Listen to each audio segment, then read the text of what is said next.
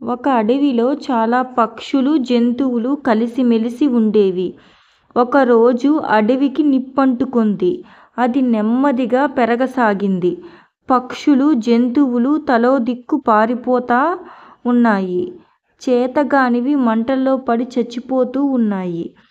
కానీ ఒక పిట్ట పారిపోకుండా తన చిన్న ముక్కుతో పక్కనే ఉన్న చెరువులోనుంచి కొంచెం కొంచెం నీటిని తీసుకొచ్చి మంటల మీద పోయసాగింది. అది చూసిన ఒక కొంగ, ఓసి తిక్కదానా, నీవు పిడికెడంత లేవు, చేత ఏమైతది, నువ్వు ఎన్ని నీళ్లు పోసినా ఈ మంటలు ఆరిపోవు, పో, పోయి నిన్ను నువ్వు కాపాడుకోపో అంది.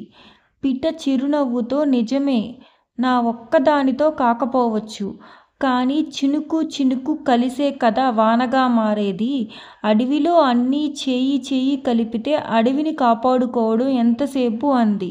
ఆ మాటలను కొంగతో పాటు ఇతర పక్షులు, జంతువులు కూడా విన్నాయి. నిజమే కదా అనుకున్నాయి.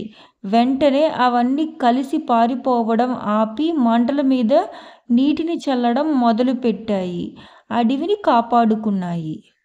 ఇదండి స్టోరీ. మీకు గనక నా వీడియో నచ్చినట్లయితే please like, share, comment and subscribe my channel.